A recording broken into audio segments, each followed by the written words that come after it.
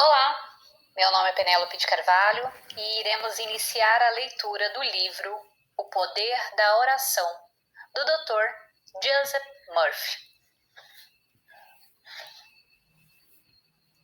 Se todas as coisas são pré-ordenadas, pré-determinadas e o homem não tem escolha nem livre-arbítrio para moldar e formar o seu destino, se a peça já está toda escrita e você está aqui apenas para representar o seu papel como um ator, seguindo o texto da peça, de que adiantaria rezar, estudar a Bíblia, aprender como funciona o subconsciente?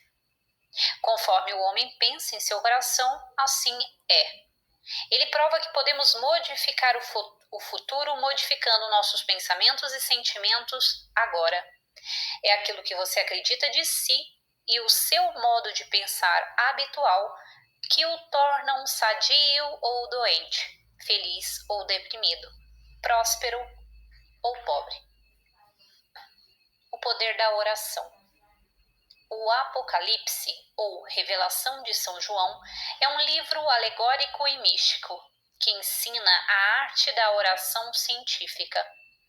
Ao contrário do que se supõe, não é histórico, nem uma profecia críptica do futuro. Seu propósito é desvendar o homem e revelar-lhe a presença de Deus que nele habita. Sua força e beleza residem na apresentação das leis da vida e do caminho do Espírito. A presença de Deus em você é sua salvação.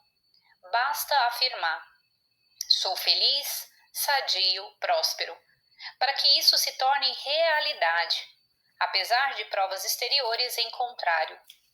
Aquilo em que você crê, você cria. O homem é a crença expressa.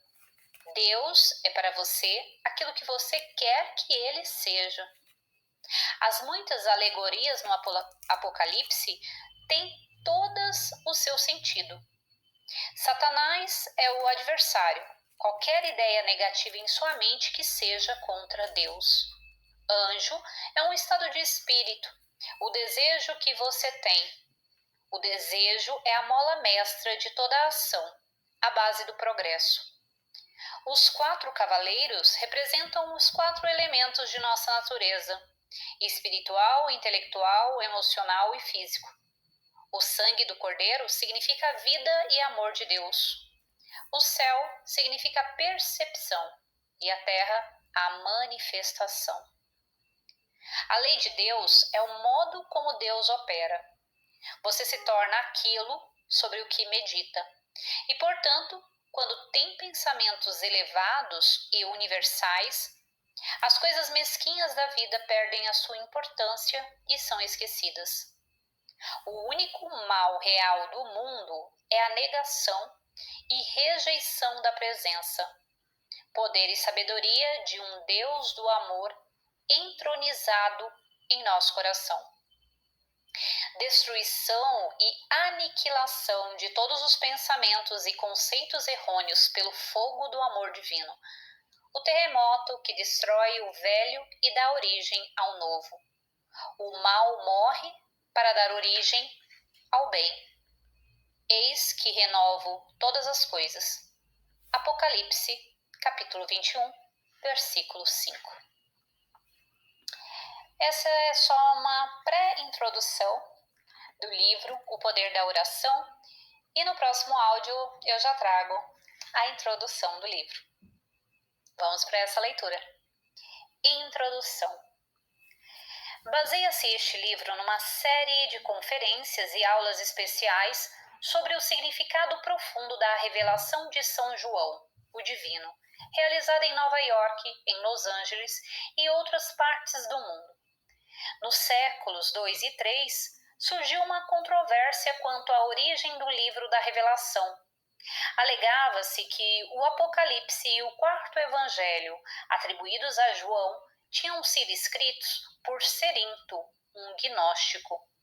O crítico Dionísio de Alexandria declarava que o livro devia ter sido obra de outro João, que não filho de Zebedeu, baseando-se em comparações feitas entre o Apocalipse de um lado e o Evangelho segundo São João do outro, quanto ao estilo, linguagem e texto. A Enciclopédia Bíblica observa que o Evangelho segundo São João, as Epístolas e o Apocalipse provêm todos da mesma escola, mostrando afinidades em vários pontos.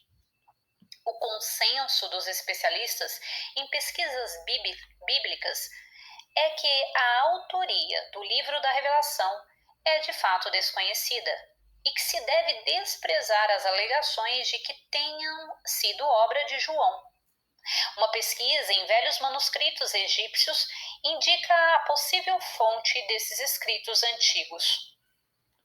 Só existe uma verdade, e todos os escritos sagrados são partes ou fragmentos da sabedoria antiga que nos chega desde tempos imemoriais.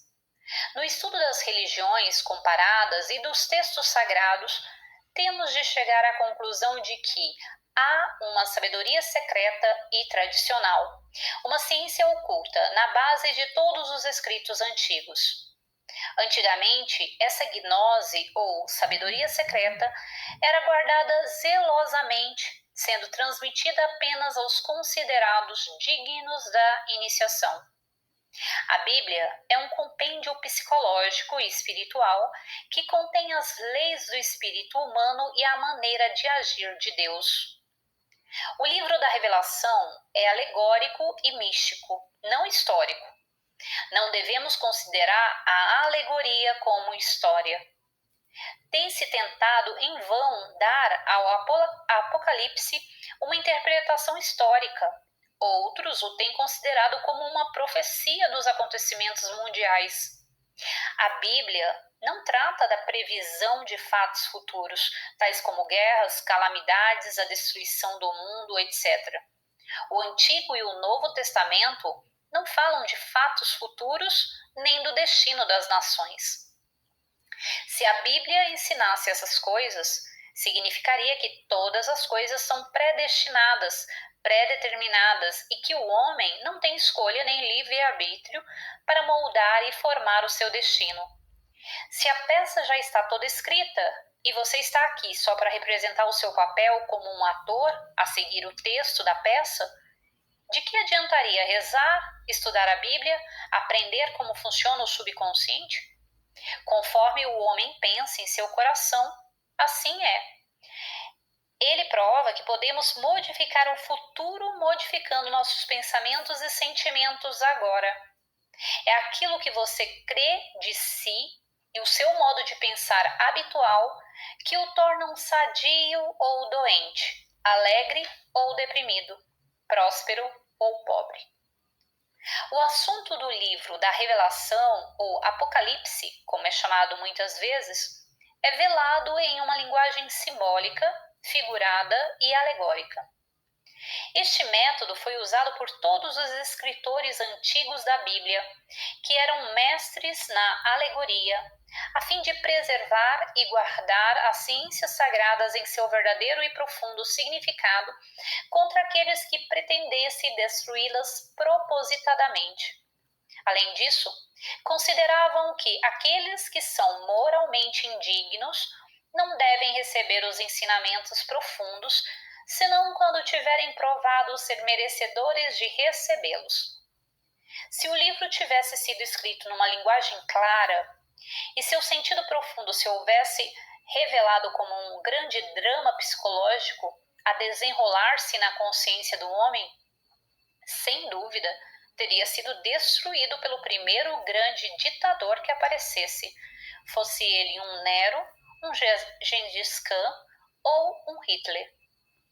Os iluminados que escreveram as Bíblias do mundo viam através do tempo e do espaço e sabiam quão importantes era preservar a sabedoria secular, ocultando-a sob símbolos, números e criptogramas. A Bíblia é escrita em código e a sua chave sempre foi conhecida. Qualquer pessoa pode estudar os princípios gerais do simbolismo, Pode procurar o significado dos vários nomes e palavras numa boa chave e ver por si as grandes verdades psicológicas e espirituais que retratam o plano geral da alegoria bíblica.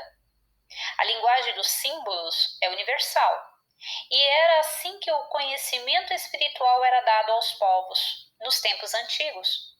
Um símbolo fala ao coração de todos os homens.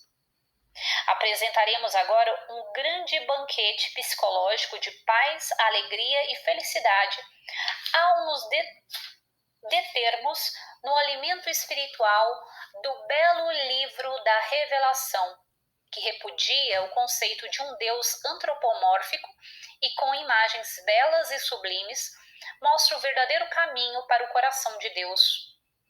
Todas as Bíblias do mundo revelam as verdades eternas que pertencem ao Deus único, o Pai de todos. Todas atestam a sabedoria de Deus, que é imperecível e que nos veio através dos tempos como legado valioso de conhecimentos sagrados. Historicamente, a Bíblia tem pouco ou nenhum valor. Sua beleza e vigor consistem na apresentação das leis da vida e dos caminhos do Espírito. Encaremos a Bíblia com compreensão e amor, procurando de todo o coração a orientação e inspiração, e o Espírito da Verdade nos conduzirá a toda a verdade. Bom, eu fico por aqui e no próximo áudio iniciaremos o capítulo 1.